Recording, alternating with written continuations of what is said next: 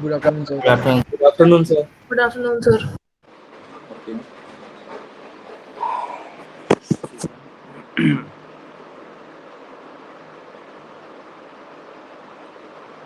So last class we started dynamic memory allocation. We discussed about the first function, that is malloc, right? So I will give a basic review what malloc was about. थोड़ा सा मैं लिख देता हूँ उसके बारे में ताकि तुम्हें याद आ जाए फिर से. So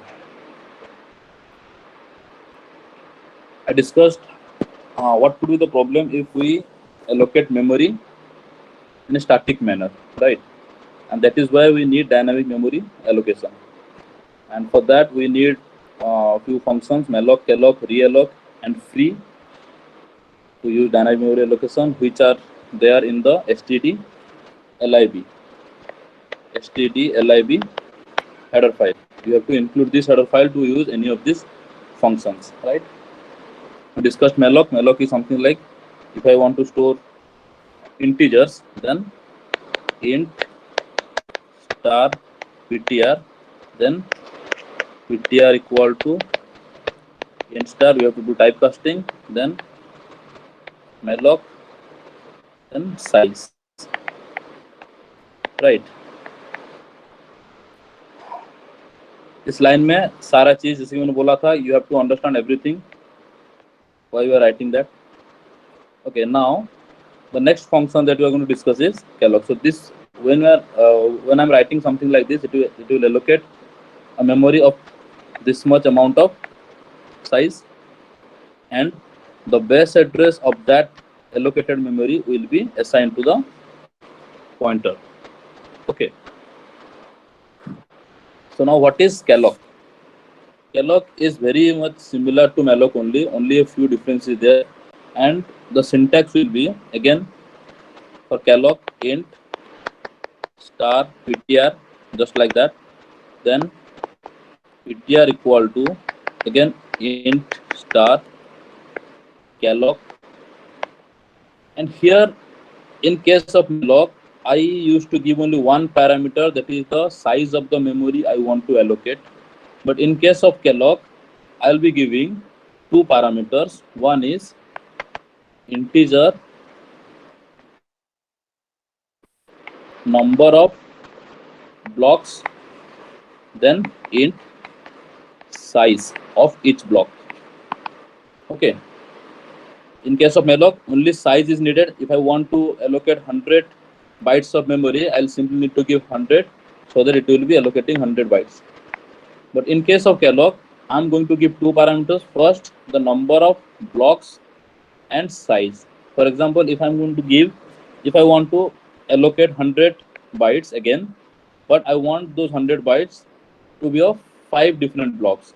So what I'll be doing, the first parameter will be 5 and the second parameter will be 20. So this way I can allocate memory with the help of calloc by specifying how many blocks I want to allocate and what will be the size of each block. Okay. Now, what is the basic difference between malloc calculator? One is the way it allocates memory, and second is the difference जो है वो तुम्हारा books में मिल जाएगा. जो main difference है वो मैं तुम्हें यहाँ पर बता रहा हूँ. इसके अलावा और कुछ डिफरेंस ज़्यादा है ही नहीं. Okay, both allocate the memory in a continuous manner. ये भी ऐसे 100 बाइट पूरा कंटिन्यूअसली एलोकेट करेगा. This also will allocate memory in a continuous manner. Because see, continuous मैं इसलिए बोल पा रहा हूँ क्योंकि in both the cases I am getting only the base address. When I'm allocating the memory, I'm getting the base address and it is being assigned to the pointer that I have defined. In case of calloc also, I'll be getting only the base address and that base address will be assigned to the pointer. So if the memory will not be allocated contiguously, only one address will not be sufficient. Let us suppose हमारा इस तरह से memory allocate हो गया, 5 block जो है कुछ इस तरह से हो गया, 20 20 20 20 20. ओके, तो मुझे इनको एक्सेस करने के लिए I will be needing 5 different addresses, right? 5 different addresses में चाहिए होगा, लेकिन मेरा यहाँ पर जो है वो असाइनमेंट क्या है, बस एक ही एड्रेस स्टोर करने के लिए मैं यहाँ पर एक पॉइंटर लिया हूँ. So if anywhere it is mentioned or anywhere it is written that malloc allocates contiguously, Kellogg does not, or if it is written Kellogg allocates contiguously, malloc does not, do not see that. That is absolutely wrong. Okay, if anywhere it is written like that, maybe you won't find anything like that, but in certain cases, every time using malloc or Kellogg, when you are allocating memory, it will allocate memory contiguously in a sequential manner, starting from the 500 location till 599. If 100 bytes, then 599 तक वो allocate करेगा. Okay. Okay. The first difference is about the parameter, the way we allocate memory. Okay. And the second difference is, in case of malloc, the first difference is number of parameters, and second difference is, in case of malloc, when before you initialize, okay, जैसे कि मैंने यहाँ पर क्या किया, memory allocate कर दिया. Okay, now to those memory which I have allocated, I did not initialize any value to them. So now if we try to access those memory locations, you will find garbage values, because malloc by itself does not initialize the memory locations. Okay, but in case of Kellogg, it initializes each byte of the allocated memory with 0. So Kellogg basically क्या करता है? Kellogg initializes each byte of the allocated memory with 0. Okay, so in case of malloc, if you, before initializing, if you try to access the memory locations, then you will find a garbage value, because there is nothing in that location. But in case of Kellogg, if you try to access the memory, then you will find 0, because each byte is basically initialized by Kellogg itself with a value 0. So these are the two main differences between malloc and Kellogg, and rest everything is similar. The way you initialize memory, same way everything happens in case of Kellogg as well. Okay. Now, when you are allocating memory statically, okay, during static memory allocation, if you close the program, then what will happen? Automatically, the allocated memory will be flushed out. All the data that you have put in those memory locations will be flushed. There won't be any data in that. But when you are allocating memory using dynamic approach, using malloc or Kellogg, then you have to manually flush the data. Automatically, it is not going to flush the data from the memory location. So how do you do that? By using the free method. Okay, एक free बोल के method जो हमने पढ़ा था. So by using the free method, we can flush the data that is present in that dynamically allocated memory. Only when you are allocating memory through dynamic approach. Static approach में automatically वो flush हो जाता है जब तुम program को close कर देते हो.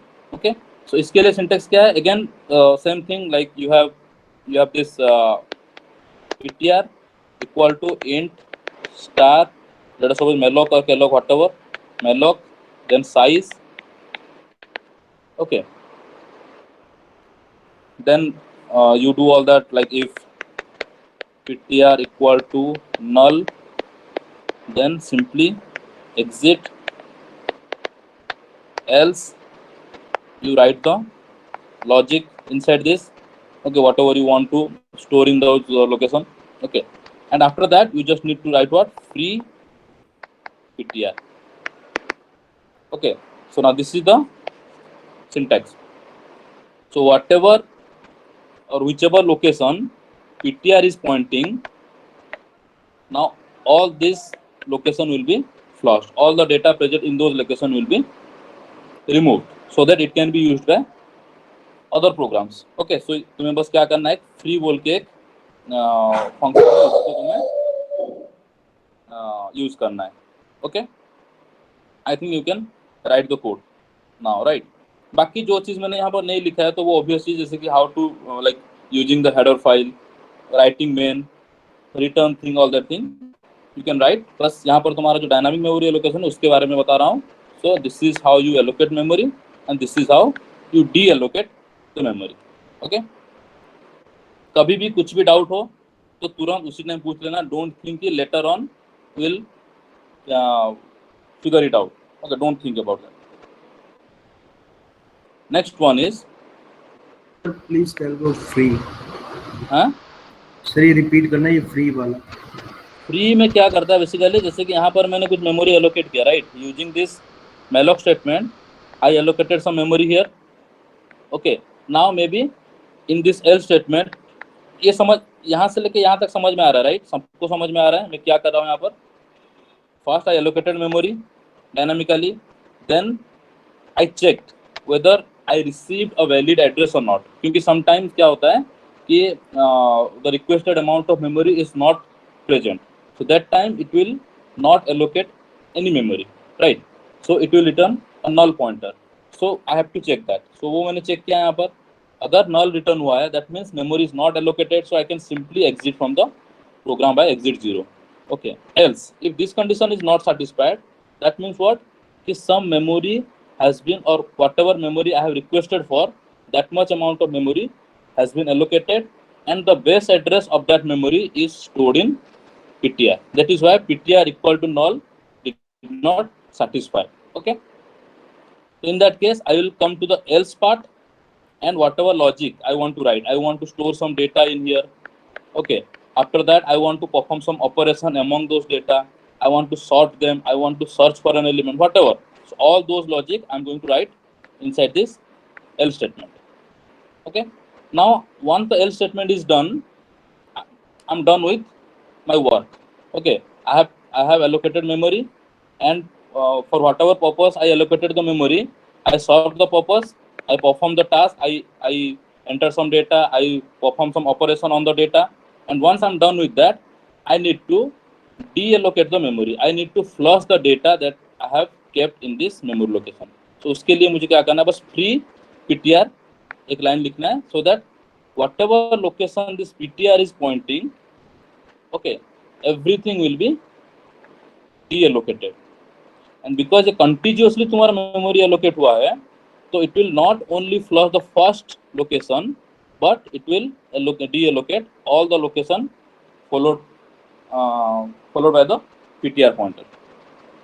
जितने भी contiguously जितने भी तुम्हारा memory allocate हुआ होगा यहाँ पर, पूरा सारा तुम्हारा क्या हो जाएगा यहाँ पर, deallocate हो जाएगा, flush हो जाएगा. Okay, so that amount of memory will be available for other programs to use. Okay, तो फ्री बेसिकली यूज होता है तुम्हारा डीएलोकेट करने के लिए. जो तुम एलोकेट किए हो डायनामिकली, उसको डीएलोकेट करने के लिए, उस डेटा को रिमूव करने के लिए, फ्लश करने के लिए हम फ्री यूज करते हैं. Okay okay, now realloc. Realloc और एक फंक्शन है using which we can change the size of the allocated memory. For example, right now I need to store some 100 integers. Okay, and for that I allocated memory and I stored some 100 integers. But later point of time, again I want to store another 100 integers contiguously from that location onward. So what I'm going to do, I'm not going to allocate another 100 byte or another or I'm not going to allocate memory for another 100 number. Instead of that, I'm going to resize the allocated memory. ठीक है, वो कैसे करेंगे देखो. Example again, PTR int star and malloc, and let us suppose initially I want to store some 10 integers. So what I'm going to do, 10 into size of int. ये समझ में आ रहा है सबको? ये मैं लास्ट क्लास बताया था. I want to store 10 integers, so I'm going to allocate size that can hold 10 integers. 10 into size of one integer, right? After that, the memory is allocated. I performed all the tasks. Okay, जो भी task मुझे perform करना है, I did. After that, in the later point of time, I figured it out that I need to store another 10 integers. उस case में मैं क्या करूँगा? I will simply call realloc. Inside that, I will give the pointer name जिसको मुझे resize करना है. PTR तुम्हारा यहाँ पर 10 इंटीजर होल्ड करने के लिए यहाँ पर मेमोरी एलोकेट किया है, राइट? तो उस पॉइंट, ये PTR यहाँ पर पॉइंटर यहाँ पर पॉइंट कर रहा है. Now I am going to give the name of that pointer to which I want to increase और decrease the size, and then the new size. New size is basically I want to store another 10 integer. Initially 10, so it will be 20 into size of int. Okay, so realloc का जो तुम्हारा syntax है कुछ इस तरह से है.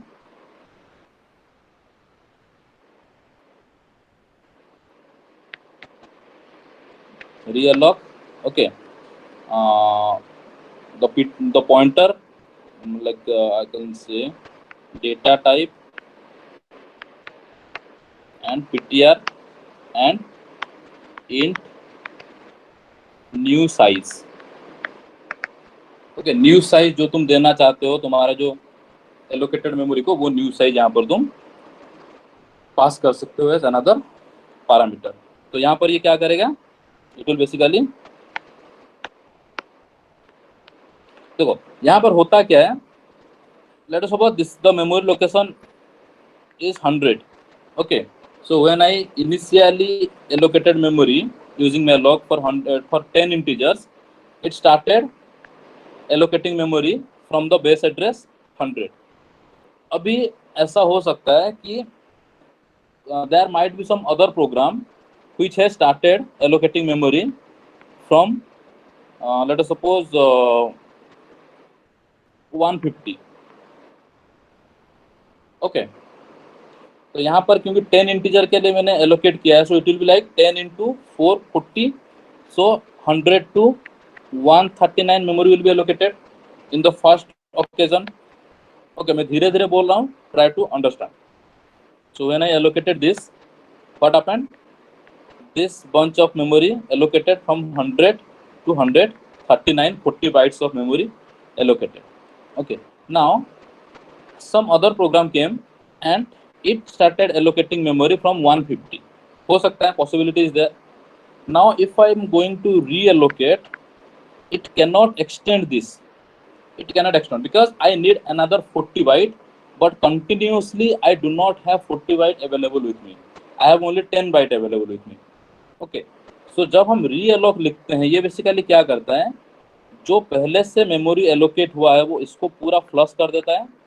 Okay, and it takes all the content from the previously allocated memory and it reallocates again at a different location, let us suppose 200 से, जहां से उसको 80 बाइट का कंटिन्यूअस मेमोरी मिल जाएगा. वहां से वो क्या करेगा, फिर से एलोकेशन स्टार्ट कर देगा टिल 279 फॉर 20 इंटीजर्स. ओके, सो ऐसा नहीं होगा कि जो हमने पहले से एलोकेट किया है, it will extend that memory location. No, it will not happen like that. Instead, it will flush the entire memory automatically. Okay, it will try to find another place where I will be having all the 80 bytes available continuously with me, so that I can allocate memory. Okay, so यहाँ पर वो क्या करेगा, फिर से 200 से लेके 279 तक फिर से एलोकेट करेगा, but the name again will be PTR only, क्योंकि यहाँ पर ये PTR जो 100 को पॉइंट कर रहा था पहले, यहाँ पर 100 स्टोर हुआ था, वो भी क्या हो जाएगा, वो हो जाएगा यहाँ पर 200. So this pointer will be removed and this pointer will be established. Are you getting it? Any doubts?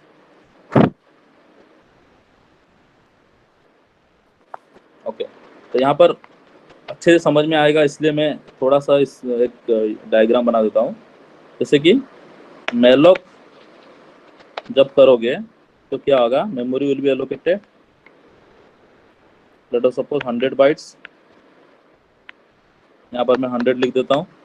Okay, so starting location is late us suppose 1000 to 1100 तो 99. ओके, तो रिकॉर्ड हो गया. Now PTR, the value here will be 1000 and it will point to this location. Okay, when you write realloc PTR and 200 is the new size, then what will happen? Memory will be allocated at a different location. Let us suppose that location is 5000. Okay, 200 matlab 5199. Okay, again this PTR will be like, you know, this 1000 will be changed to 5000. This pointer will be removed, this data will be flushed, and now this will start pointing to this location. Okay, and whatever data you are having at this location, it will come to this location.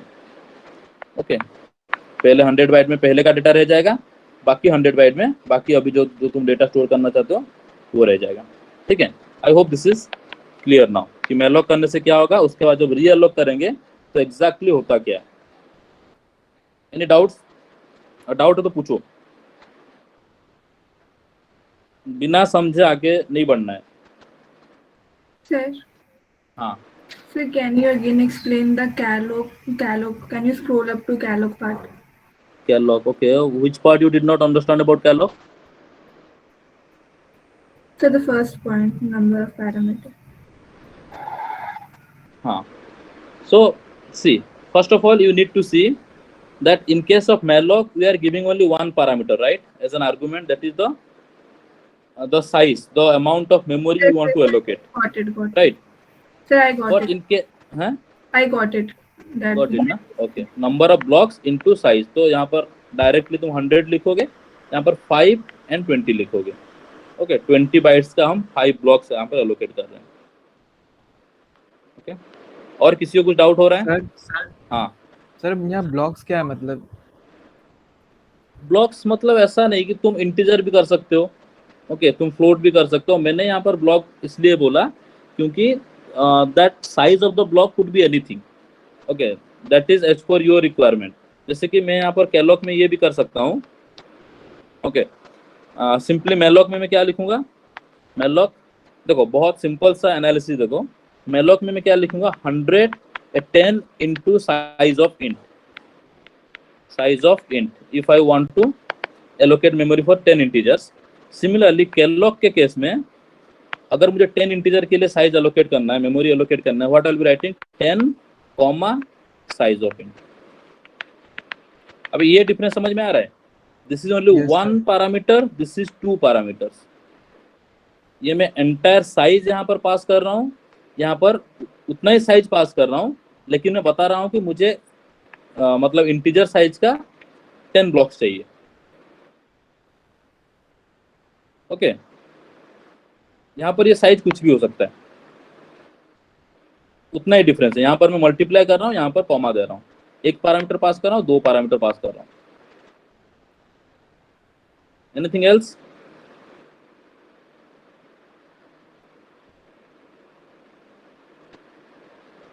Okay, कुछ programme मुझे लिखना है क्या अभी? Malloc calloc use करके कुछ programme लिख दूं या तुम खुद से देख लोगे? क्या करना है बोलो. सर एक एग्जांपल सर प्लीज लिख लीजिए. एक प्रोग्राम ठीक है, लिख तो दूंगा बट इट विल. ओके, ठीक है, मैं क्या करता हूँ, मैलॉक, कैलॉक, रीअलॉक एंड फ्री चारों को यूज करके एक प्रोग्राम लिख रहा हूँ. ठीक है, so it will be like, हम स्टार्ट करेंगे क्या? एज इंक्लूड stdio तो हम करते ही हैं हमेशा. एज इंक्लूड stdli भी करेंगे. ओके, उसके बाद int main.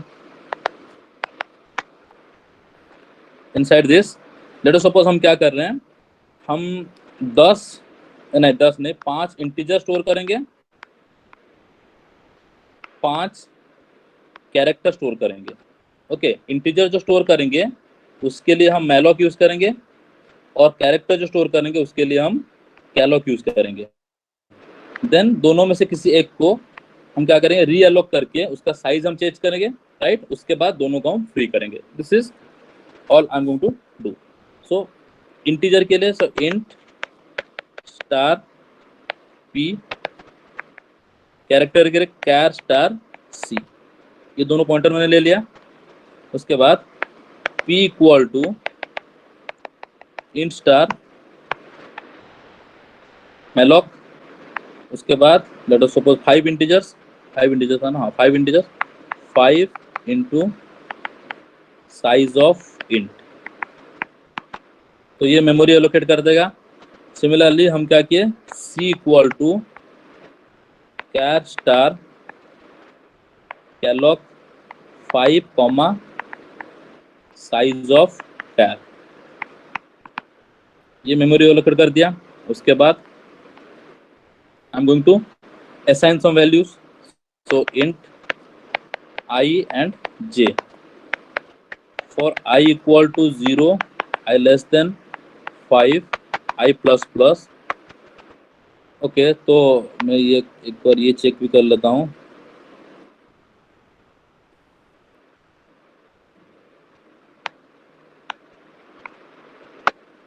If p equal to null, then exit else। Okay, यहाँ पर मैं लिख देता हूँ तो int I and j, else for I equal to 0, I less than 5, I plus plus। हम क्या करेंगे, यहाँ पर कुछ इनिशियलाइजेशन करेंगे।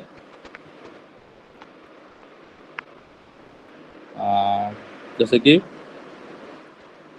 ptr है तुम्हारा नाम, तो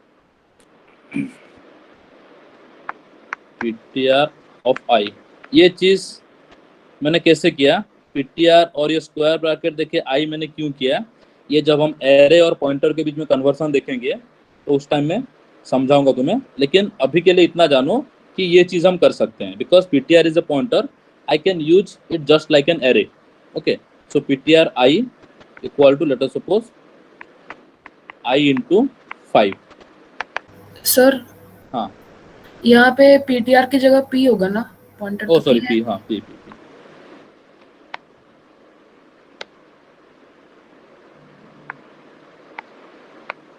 हाँ p of i equal to i into 5। तो इनिशियली वो क्या, तो कैसे स्टोर करेगा, 0 इंटू 5 0, देन 1 इंटू 5 5, तो 0 5 10 15 20 ऐसे करके वो स्टोर करेगा। ठीक है, इतना ही हम करते हैं बस जानने के लिए। ठीक है, इस तरह से हमने कर दिया। उसके बाद ये एल्स भी हमारा खत्म हो गया। Then let us suppose again if c equal to null, then again exit, right, else for j हमें नहीं चाहिए था, i equal to 0, i less than 5, i plus plus. हम क्या करेंगे, फिर जो कैरेक्टर वाला जो पॉइंटर लिए उसको हम इनिशियलाइज करेंगे, तो c of i will be equal to, character में भी हम, तुम्हें पता है ये चीज हम इंटीजर वैल्यू स्टोर कर सकते हैं, you know that C concept, character में भी हम इंटीजर वैल्यू स्टोर कर सकते हैं। ओके, लेकिन उसका साइज जो होगा वो थोड़ा कम होगा, क्योंकि हमारा जो साइज यहाँ पर क्या है 1 बाइट तक है। ओके, तो 1 बाइट तक जो भी इंटीजर वैल्यू है हम उसको स्टोर कर सकते हैं कैरेक्टर में। तुम एक बार उसको ट्राई करके देख लेना। तो मैं यहाँ पर क्या करूँगा, अगेन आई इंटू 2 करता हूँ मैं, तो यहाँ पर क्या करें 0 2 4 6 8 ऐसे करके वो स्टोर करेगा। ओके, तो यहाँ पर मैंने ये दोनों खत्म कर दिया, दोनों में मैंने कुछ स्टोर कर दिया। Okay, now I am going to reallocate, size थोड़ा चेंज करूंगा मैं, इसका साइज चेंज करता हूँ p का, c का तुम उस हिसाब से चेंज कर सकते हो। सो p इक्वल, सॉरी रीएलोकेट, रीएलोक नहीं, एक बार हम प्रिंट कर देते हैं। तुम इसको डायरेक्टली मैंने जैसे लिखा है वैसे लिखोगे तो ये रन कर जाएगा।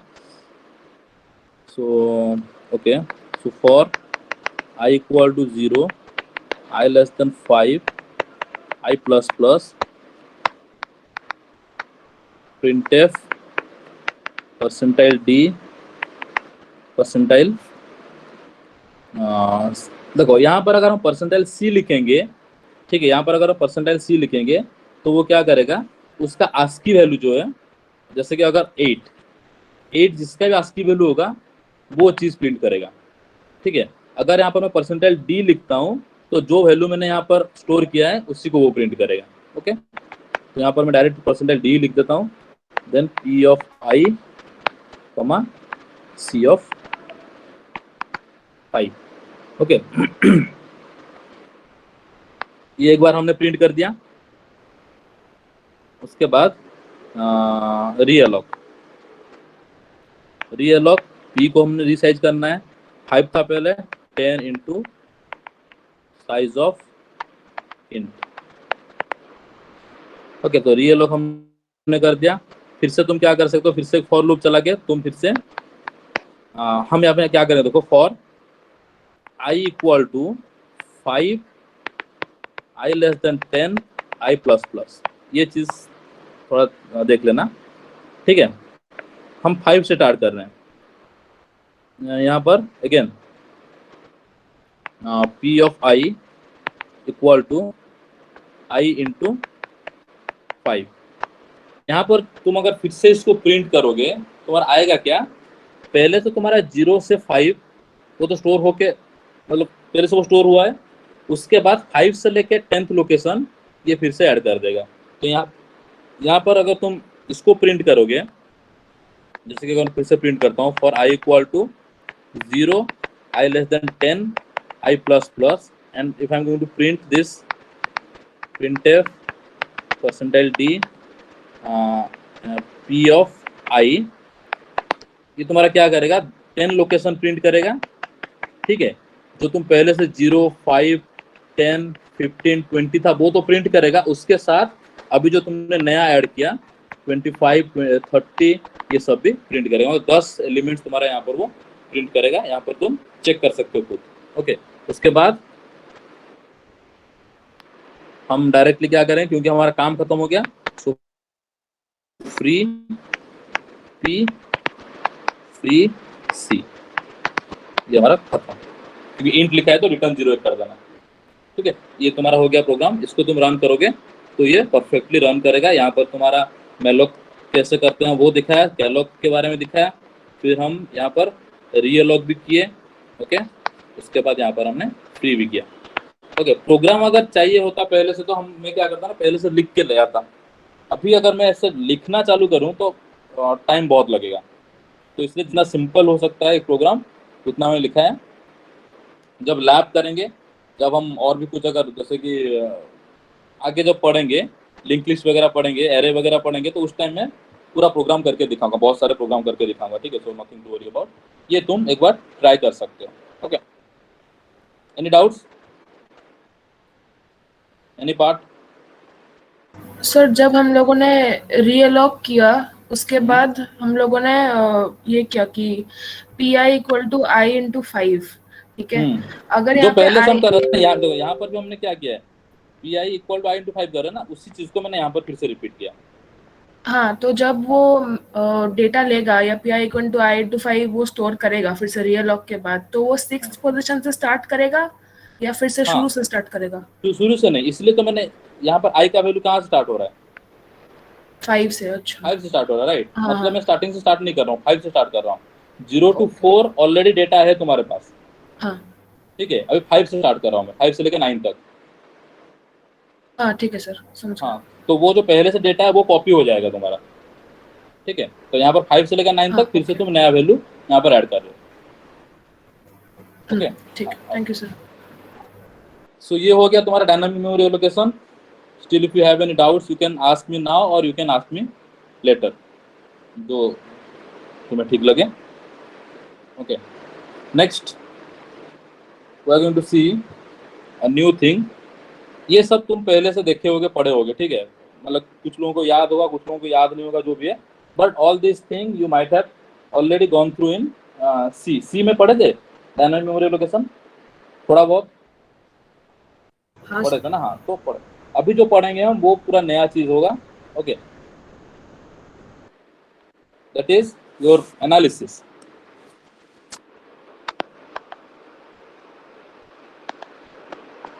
Like when you are writing an algorithm, you need to check the performance of that algorithm. Okay, you have to analyze the algorithm on the basis of certain criteria to check how efficient it is. Okay, क्योंकि बहुत सारे algorithms हम पढ़ेंगे। To solve one particular problem, you may write one program, one function, and another guy he can also write another function, right? So दोनों का जो है काम दोनों सेम करेगा, लेकिन दोनों में क्या होगा डिफरेंस कि किसी का थोड़ा सा ज़्यादा एफिशिएंट होगा, किसी का थोड़ा कम एफिशिएंट होगा, इस तरह से हो सकता है। So we are going to analyse the efficiency और the performance of various algorithms on the basis of certain criteria, ठीक है, जो तो मेन क्राइटेरिया है। इसके बारे में और थोड़ा तुम डिटेल में पढ़ोगे जब तुम डा पढ़ोगे। डा एक सब्जेक्ट इस बार है क्या कि नेक्स्ट सेमेस्टर है? Next semester. ओके, तो डा नहीं है अभी। तो डा जब पढ़ोगे तो एनालिसिस के बारे में, जो एसिम्प्टोटिक एनालिसिस होता है उसके बारे में और डिटेल में पढ़ोगे। यहाँ पर डिटेल में हमें नहीं है कुछ, we just need to understand how time complexity and space complexity works. तो एनालिसिस हम करेंगे on the basis of time complexity and space complexity. Okay, basically your program and your friend's program, okay, how much time it is taking to execute and how much space it is consuming to get executed। ये दोनों चीज को हम analysis करके हमें पता चल जाएगा कि कौन सा प्रोग्राम ज्यादा एफिशिएंट है, कौन सा कम एफिशिएंट है। So will start with the time complexity. ये हमें बहुत चाहिए, ये जो चीज समझना बहुत जरूरी है, टाइम कॉम्प्लेक्सिटी, क्योंकि बहुत सारे जगह पे क्या होता है, you just like after explaining all this I will be explaining some of the conventional codes like your bubble sort, ठीक है, binary search.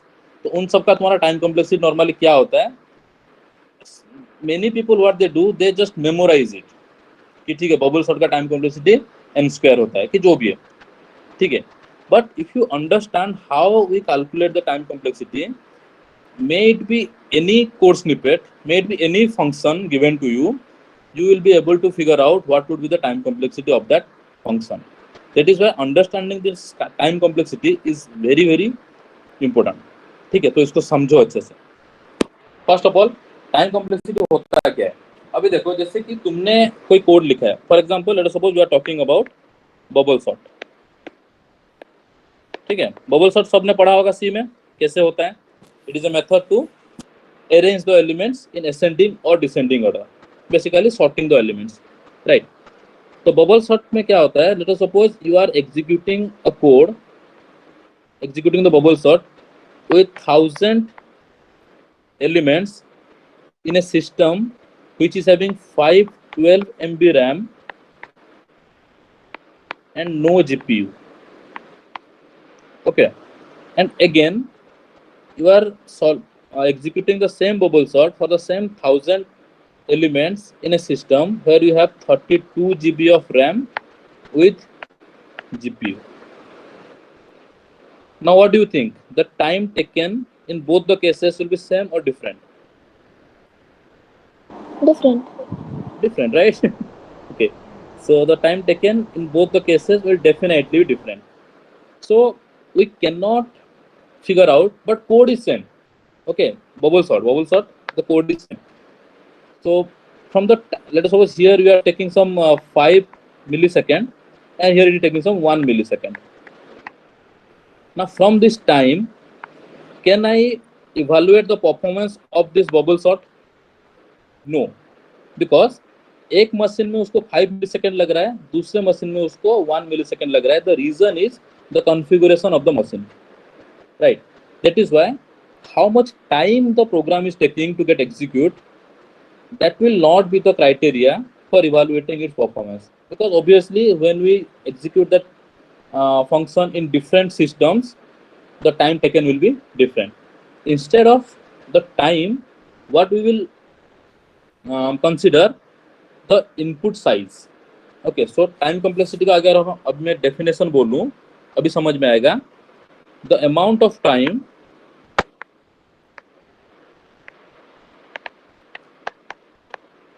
taken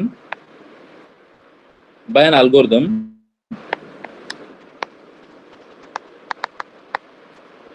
to run in terms of or as a function of input size. ठीक है, तो हम time इसका evaluation करके time complexity निकालेंगे इसका बबल सॉर्ट का, लेकिन not on the basis of how much time it is taking, but on the basis of the input size. क्योंकि इनपुट साइज तो तुम्हारा हमेशा यहाँ पर भी 1000 है, यहाँ पर भी 1000 होगा.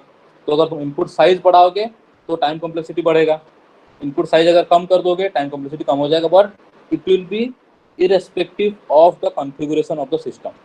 तो हमें जो कॉन्फ़िगरेशन ऑफ द सिस्टम है उसको हमें पिक्चर में नहीं लाना है, क्योंकि वो सबका अलग अलग हो सकता है. तुम्हारा 512 में भी हो सकता है, कोई सुपर कंप्यूटर का कोई कुछ और हो सकता है. ठीक है, उसका 1000 GB हो सकता है उसका RAM. तो हम जो कॉन्फ़िगरेशन ऑफ द सिस्टम है उसको हम पिक्चर में नहीं लाएंगे. Instead of that we will consider the input size, okay, input size of the program, and on the basis of that we are going to figure out the time complexity of an algorithm. Okay, and the time complexity will solely depend on the size of the input, irrespective of what machine you are using. That is how you are going to figure out whether the algorithm you have written is efficient enough or not, or whether it is efficient than your friend's algorithm or not. ठीक है, देखो कैसे होगा ये चीज. Time complexity हम क्या मानते हैं, let us suppose we are writing a line int a equal to 5. Okay, ये एक ही लाइन का कोड है, एक ही लाइन का कोड है. Now this line to get executed it will take a constant time. ठीक है, सॉरी, ये लाइन को हमें एग्जीक्यूट करने के लिए हमें क्या चाहिए होगा, एक कांस्टेंट टाइम चाहिए होगा, जिसको हम क्या बोलते हैं in the asymptotic term order of 1, क्योंकि ये कांस्टेंट टाइम लगाता है. ठीक है, कुछ चीजें तुम थोड़ा सा मेमोराइज कर दो, जैसे कि ये ऑर्डर ऑफ 1 क्या है. जब भी हम कोई भी, जैसे कि ये लाइन, इस लाइन को एग्जीक्यूट करने के लिए मुझे कांस्टेंट टाइम लगेगा, क्योंकि एक ही बार एग्जीक्यूट हो रहा है, बस एक ही बार. It will allocate memory for a and that's it. So to execute this particular line, I'm going to take a constant time which is represented using this order of 1. Okay, now another line, printf percentile d a. Now this is another single line. तो इसको भी execute होने के लिए मुझे लगेगा constant time, क्योंकि एक ही लाइन का कोड है. तो ऑब्वियसली इसका भी जो टाइम कॉम्प्लेक्सिटी होगा वो क्या होगा, ऑर्डर ऑफ 1 होगा. नाउ जब मैं ये तुम समझ जाओगे धीरे धीरे. देखो, now I am writing for i equal to 1, i less than 10, i plus plus, inside that print f hello. Okay, now in this case this particular line will be executed how many times? 10 times, right? This line will be executed 10 times. So इसका जो तुम्हारा time complexity होगा वो क्या होगा, order of 10. Sir, 9 times ना, because it is I equals to 1. हाँ ठीक है, वही 9 10 ठीक है. ओके, इक्वल टू कर दिया मैंने. ठीक, ओके, सो ऑर्डर ऑफ, क्योंकि ये 10 बार एग्जीक्यूट होगा तो इसका जो होगा तुम्हारा टाइम कॉम्प्लेक्सिटी क्या है, order of 10. Again order of 1, order of 1, order of 10, everything is constant. So ये भी तुम्हारा क्या है, कांस्टेंट टाइम है, क्योंकि मुझे एग्जैक्टली पता है कि ये जो लाइन मेरा कितने बार एग्जीक्यूट होने वाला है. ये जो लाइन है मेरा कितना बार एग्जीक्यूट होने वाला है, this line and this particular line. Okay, how many time this lines are going to executed, I know the exact count. यहाँ पर एक बार, यहाँ पर भी एक बार, यहाँ पर भी 10 बार. तो यहाँ पर जो ऑर्डर ऑफ 10 है उसको हम क्या लिख सकते हैं, again order of 1, because again it needs a constant time to get executed. ठीक है, मतलब कांस्टेंट टाइम मतलब it will execute for exactly 10 times no matter which system you are using. तुम 512 वाला सिस्टम यूज करो या 32 GB वाला system use करो, this particular line will be executed 10 times. That is why the time complexity is order of 10, and because it's a constant, that is why I can represent this as order of 1 only. Another example, for I equal to 1, I less than equal to n, I plus plus, printf hello. यहाँ पर how many times it will be executed? It could be 1, it could be 50, it could be 500, it could be 5 million, right? I don't know. n के value के ऊपर सारा कुछ depend करता है. अगर n का वैल्यू 100 हुआ तो ये 100 बार होगा. अगर n का वैल्यू 5 मिलियन हुआ तो this particular line will be executed 5 million time. तो यहाँ पर जो तुम्हारा टाइम कॉम्प्लेक्सिटी होगा, this solely depends on the value of n, and I do not know the value of n. That will be user specific. User वो value देगा, and because I do not know, I cannot write this is order of a maximum value, let us suppose 10 to the power 10. ऐसे लिख सकता हूँ क्या? नहीं लिख सकता. 10 to the 10 से ज़्यादा भी n का वैल्यू हो सकता है. So what I'll be doing instead of that, I'll be writing order of n. Depending on the value of n, this line will be executed that many number of time. So इसका जो time complexity हो गया वो क्या होगा? Order of n हो गया. Okay, तो यहाँ पर देखो तुम्हारा इनपुट के ऊपर तुम्हारा टाइम कॉम्प्लेक्सिटी डिपेंड कर रहा है. Okay, if the user gives the value of the n as 500, then ये तुम्हारा 500 टाइम एग्जीक्यूट होगा. अगर वो 100 देता है तो 100 टाइम एग्जीक्यूट होगा. So depending on the value of n you can figure out, or depending on the value of n, it will be decided like how many times this particular line will be executed. Okay, तो यहाँ पर हम constant time का थोड़ा देखें कि मतलब जो लाइन हमें either when we know exactly how many times, देखो टाइम कॉम्प्लेक्सिटी का और एक डेफिनेशन होगा. अभी इतना बोलने के बाद मैं ये डेफिनेशन बोल रहा हूँ कि the number of times a particular operation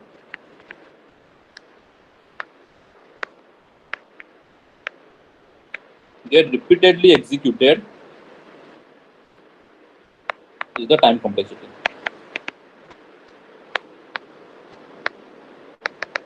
इसको अगर हम ब्रॉडली अगर हम इसको डिफाइन करेंगे तो कोई भी पर्टिकुलर ऑपरेशन अगर वो रिपीटेडली एग्जीक्यूट हो रहा है तो that becomes the time complexity.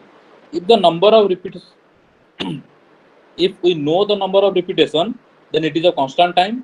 If we do not know the number of repetition, then it will not be of constant time, it will be a variable time, और वो जो variable time होगा that will depend on the value of n.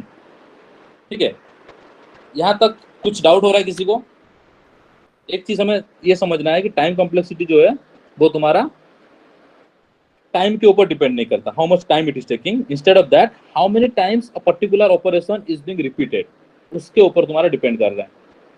ठीक है, for example यहाँ पर और एक मैं छोटा सा एग्जांपल दे रहा हूँ. Int a equal to 10.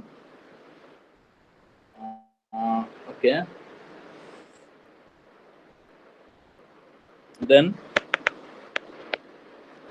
int array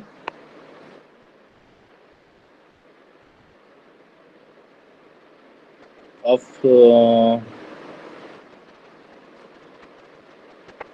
size 100. नहीं, size 100 नहीं, रुको.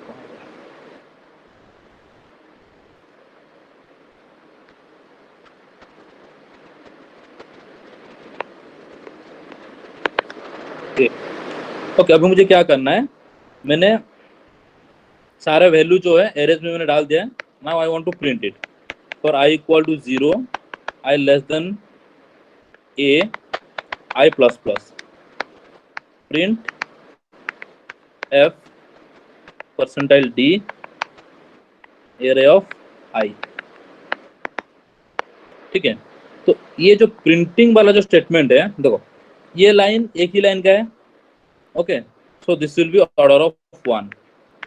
Again this is one line code, order of 1, because we know constant time है ये. नाउ हमारे यहाँ पर लूप स्टार्ट हो रहा है, and this particular line will be executed how many times? 10 times. So this will be order of 10.